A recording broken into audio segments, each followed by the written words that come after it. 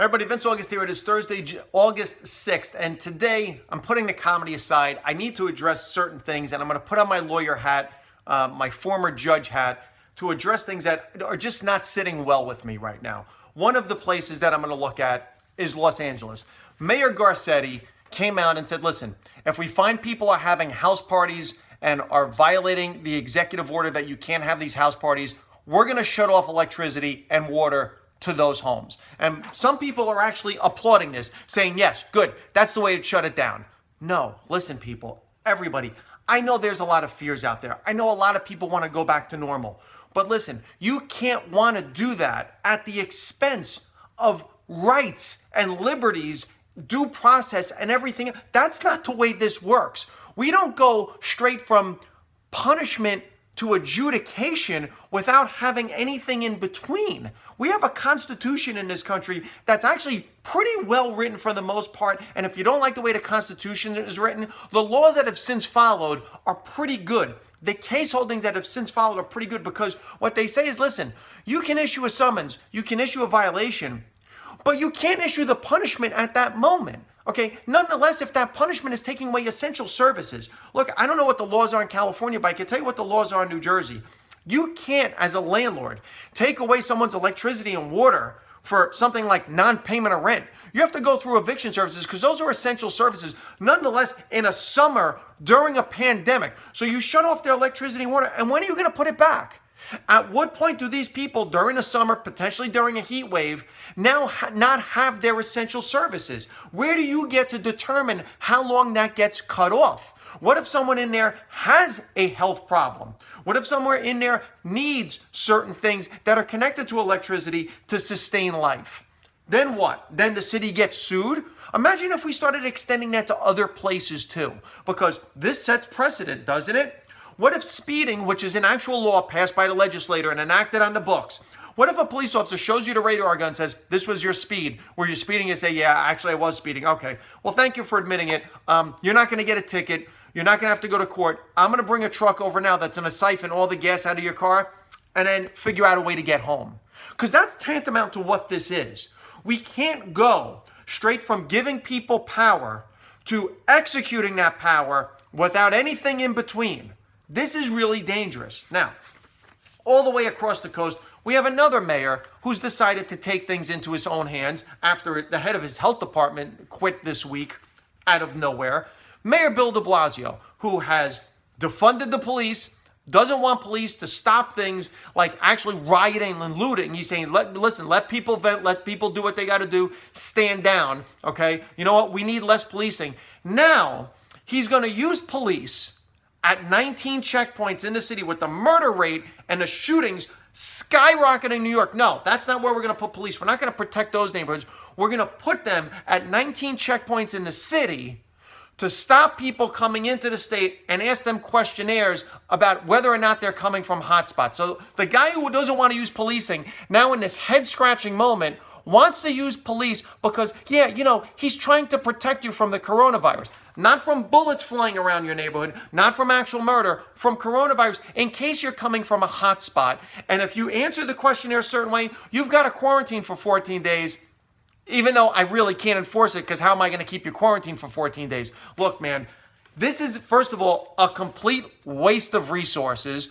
It's an unenforceable practice, and it sounds like a search and stop that just because you're coming from a place that, you know, might be dangerous, maybe they're not sending their best people. Where does that sound familiar? Oh yeah, the guy in the White House and the border. Sounds a little familiar, doesn't it? Look, and this is affecting the United States. There are better ways to do this and keep people safe. If you're coming from one of these states that's deemed to be a hot zone, just because there's people spreading the virus in that state, maybe you're not from that area. Look, we saw it in New York. New York State was a lot less affected than downstate.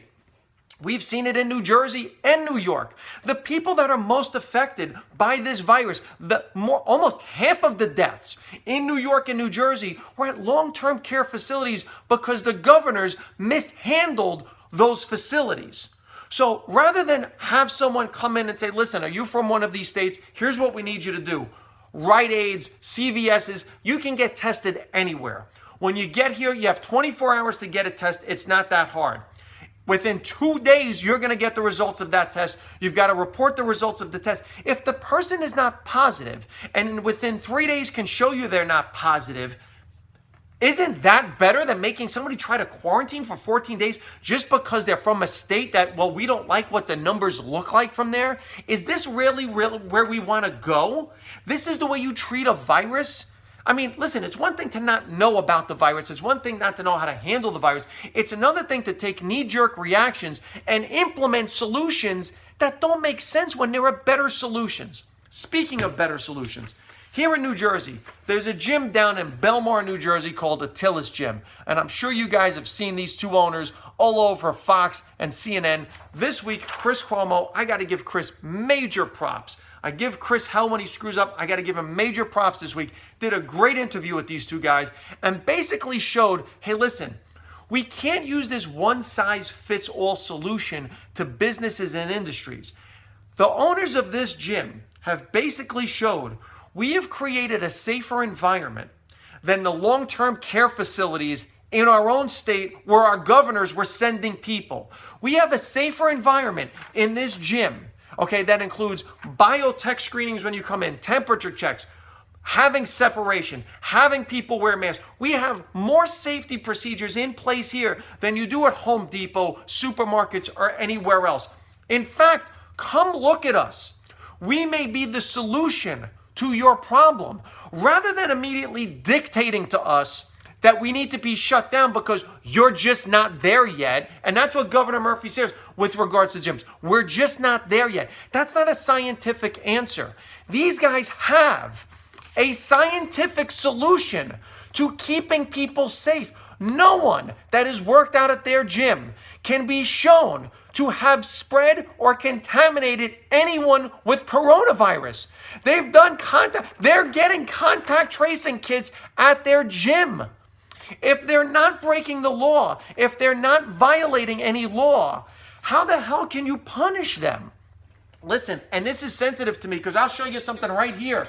This here, okay, is my application to mayors, council people, Board of Education people from June showing how I can make outdoor graduation safe, not only in compliance with Governor Murphy's executive orders, but even above and beyond. I went above and beyond what he requested to put this in place. And mayors and Board of Ed people just like, we're just not ready to do that yet.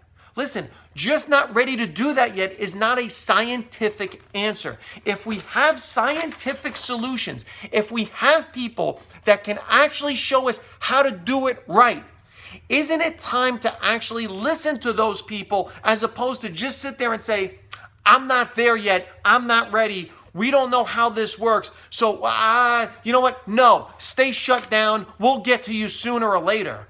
Maybe it's time to actually listen to people rather than listen to the people in charge that, you know what, maybe they don't know what they're doing.